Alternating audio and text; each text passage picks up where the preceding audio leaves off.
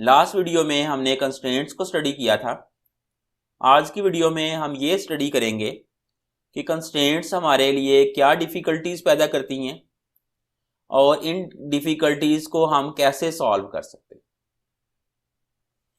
तो होता यह है कि जब आपके पास किसी भी सिस्टम के अंदर कंस्ट्रेंट्स मौजूद होती हैं, मिसाल के तौर पे अगर आप कंसीडर करते हैं, फॉर एग्जांपल वही एग्जांपल ले लेते हैं कि आपने एक पत्थर को रस्सी के साथ बांधा हुआ है, तो यहाँ पे जो कंस्ट्रेंट पत्थर के ऊपर अप्लाई हो रही है उसकी जो इक्वेशन है हम इस तरह से लिख सकते हैं x square plus y square minus r square. ये मैंने आपको पिछली वीडियो में भी बताया था, is equal to 0।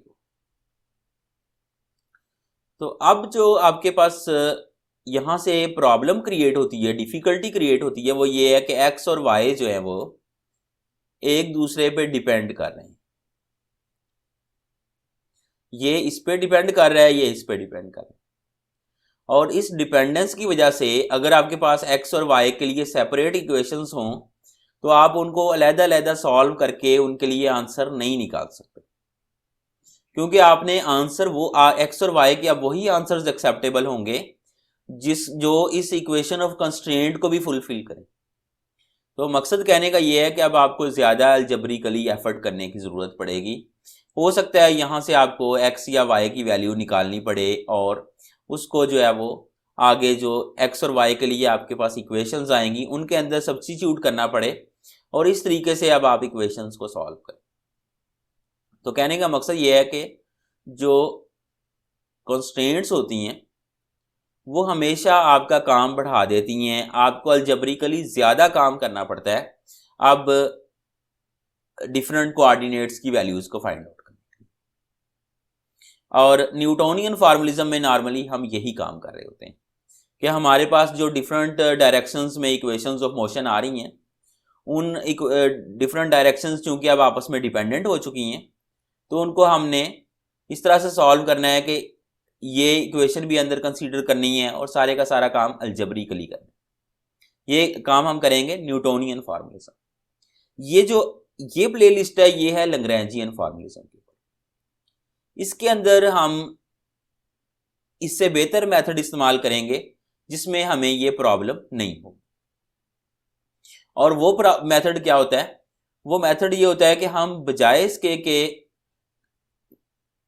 Cartesian coordinate system he use करें, हम उसके अलावा कोई कोऑर्डिनेट सिस्टम यूज कर लेते हैं जिसको हम कहते हैं गुड कोऑर्डिनेट्स। मिसाल के तौर पे अगर यहां पे हम एक्स और वाई यूज करेंगे तो हमारे लिए प्रॉब्लम जरूर आएगी और वो एक दूसरे पे डिपेंडेंट हो जाएंगे। लेकिन अगर हम polar coordinates, plane polar coordinates use कर लें, जिसमें हम उनको हम नाम देते हैं अगर आर और थीटा का, तो हमारा जो पत्थर है जिसको हमने रस्सी के साथ बांधा हुआ है उसके लिए आर तो फिक्स हो जाएगा, तो फिर हमारे पास एक वेरिएबल सिर्फ बचेगा थीटा, जो हमारा गुड कोऑर्डिनेट होगा। इसको आप अपनी मर्जी से चेंज कर सकेंगे, ये किसी पे डिपेंड नहीं करेगा, और इस तरीके से आपकी ये जो प्रॉब्लम है कि आपके वेरिएबल्स एक दूसरे पे डिपेंडेंट हो गए, ये सॉल्व हो जाएगी। तो अभी तक हमने एक प्रॉब्लम स्टडी की और उसका सलूशन देखा। सलूशन क्या है कि जो भी प्रॉब्लम है उसके अगेंस्ट गुड कोऑर्डिनेट्स होते हैं, यानी कोई और कोऑर्डिनेट सिस्टम होता है जहां पे वो डिफिकल्टी रिमूव हो रही होती है। मिसाल के तौर पे एक पार्टिकल है, वो सरफेस ऑफ स्फीयर पे मूव कर रहा है। अब उसके लिए जो आपके पास इक्वेशन ऑफ कंस्ट्रेंट आएगी वो आ जाएगी x square plus y square plus z square is equal to r square, या minus r square is equal to 0 या इक्वल टू आर स्क्वायर। तो अब यहाँ पे एक्स वाई जी तीनों एक दूसरे पे डिपेंडेंट हो गए हैं। तो अगेन अब आपके लिए वही प्रॉब्लम है जो मैंने सारी डिस्कस की है। तो यहाँ पे आपको गुड कोऑर्डिनेट्स इस्तेमाल करने की जरूरत है, और गुड कोऑर्डिनेट्स जो हैं वो हर प्रॉब्लम के लिए प्रॉब्लम टू प्रॉब्लम डिफरेंट हो सकते हैं।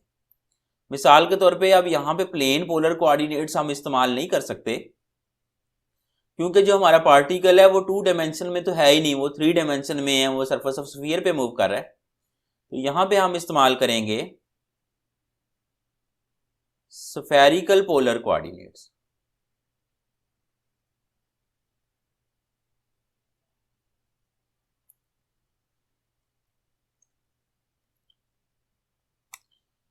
r, theta and phi. अब यहां पे देखें, चूंकि सरफेस ऑफ स्फीयर पे मूव कर रहा है तो r हमारा फिक्स है,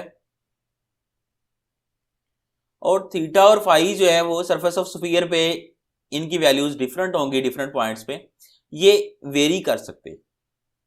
और थीटा और फाई इंडिपेंडेंटली वेरी कर सकते हैं, यानी थीटा की वैल्यू सेलेक्ट करने के लिए आपको फाई की वैल्यू नहीं देखनी पड़ेगी, ये इंडिपेंडेंटली वेरी कर सकेंगे, और थीटा और फाई की वैल्यू से आपको पता लग जाएगा कि पार्टिकल स्फीयर के ऊपर कहां पे। तो इनको हम कहेंगे यहां पे गुड कोऑर्डिनेट्स। अब यहां पे देखें, आपके पास सारे ही गुड कोऑर्डिनेट्स नहीं है, यहां पे आर गुड कोऑर्डिनेट नहीं है, हालांकि ये भी स्फेरिकल सिस्टम का हिस्सा है, लेकिन गुड कोऑर्डिनेट्स यहां पे आपके पास थीटा और फाई। उसी तरह से अगर पेंडुलम की एग्जांपल लें, पेंडुलम जो है वो वैसे एक प्लेन में मूव कर रहा होता है,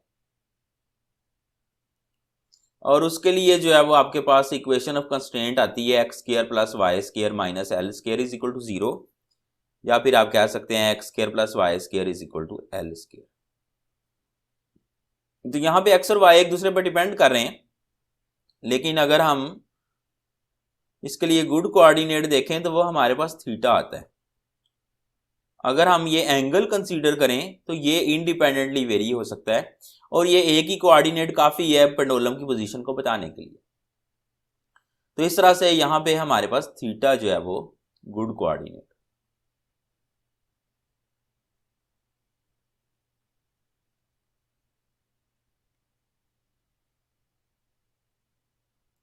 नेक्स्ट वीडियो में हमने डिग्रीज ऑफ फ्रीडम को डिटेल में डिस्कस करना है, लेकिन यहां पे आपको मैं ये भी बता दूं कि जो आपके पास गुड कोऑर्डिनेट्स की तादाद होती है वो डिग्रीज ऑफ फ्रीडम कहलाती है। अभी डिटेल में नहीं जा रहे, जस्ट एक नंबर वाइज बता रहा हूं, यानी यहां पे डिग्रीज ऑफ फ्रीडम जो है वो 2 है इस केस में, इस केस में डिग्रीज ऑफ फ्रीडम 1 है, इस केस में डिग्रीज ऑफ फ्रीडम 1 है, एंड इस वाले केस में जो है वो आपके पास डिग्रीज ऑफ फ्रीडम जो है वो, ये हम पहले डिस्कस कर चुके हैं कि ये 1 है, इसको हमने कंसीडर कर लिया। तो इस तरह से हमने गुड कोऑर्डिनेट्स को अभी तक स्टडी किया, और ये हमारी जो डिफिकल्टी इंट्रोड्यूस्ड की थी कंस्ट्रेंट ने कि हमारे डिफरेंट वेरिएबल्स एक दूसरे पे डिपेंडेंट हो गए थे, उसको रिमूव कर। अब समटाइम्स जो गुड कोऑर्डिनेट्स हैं वो कार्टेशियन कोऑर्डिनेट्स भी हो सकते हैं। मिसाल के तौर पे अगर एक पार्टिकल है वो कन्फाइन है to move in a plane, plane के ऊपर वो मूव कर रहा है, तो हमारे पास एक्स वाई और जी की डायरेक्शंस भी आर्बिट्ररीली हम ले सकते हैं। तो हम एक्स और वाई अगर उसी प्लेन के अलोंग ले लेते हैं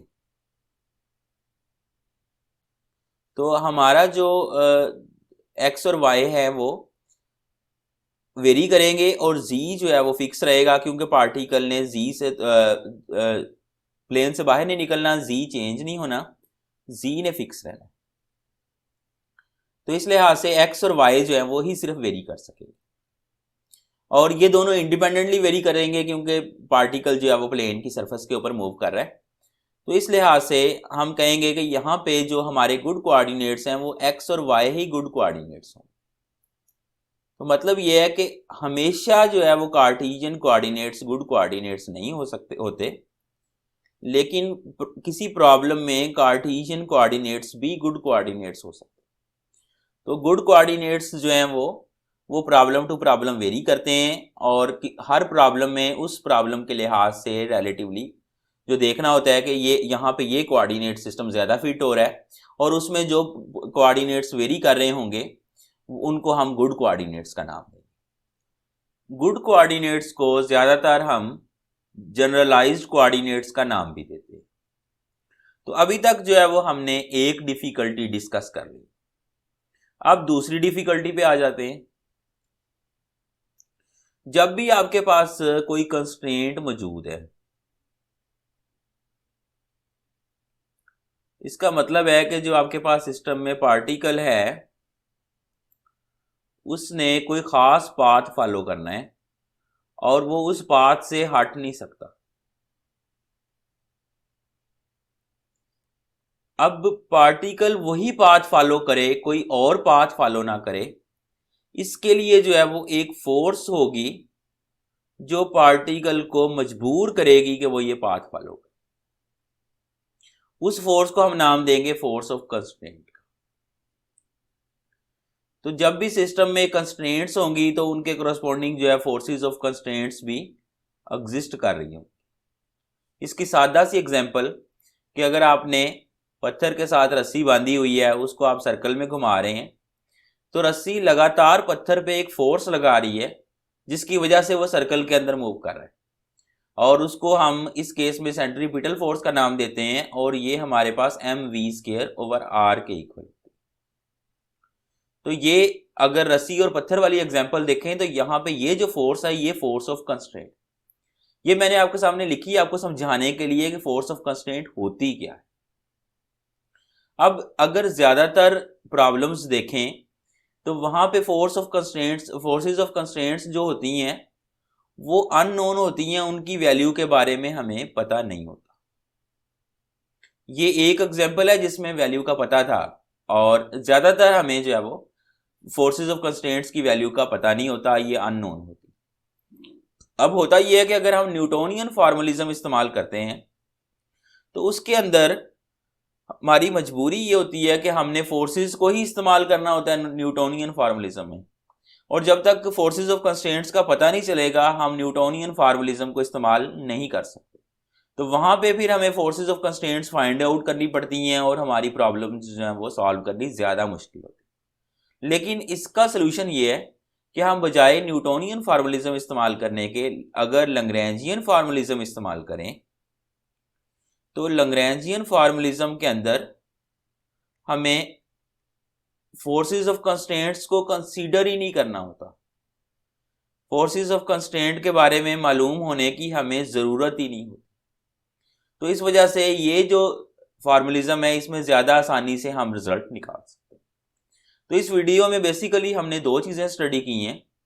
एक ये है कि आपके पास जब कंस्ट्रेंट्स आप अप्लाई करते हो, डिफरेंट वेरिएबल्स एक दूसरे के ऊपर डिपेंड करना शुरू कर देते हैं, डिफरेंट कोऑर्डिनेट्स पार्टिकल के, और उसको रिमूव करने का तरीका ये है कि आप जनरलाइज्ड कोऑर्डिनेट्स या गुड कोऑर्डिनेट्स यूज़ करो जो कि इंडिपेंडेंट हो।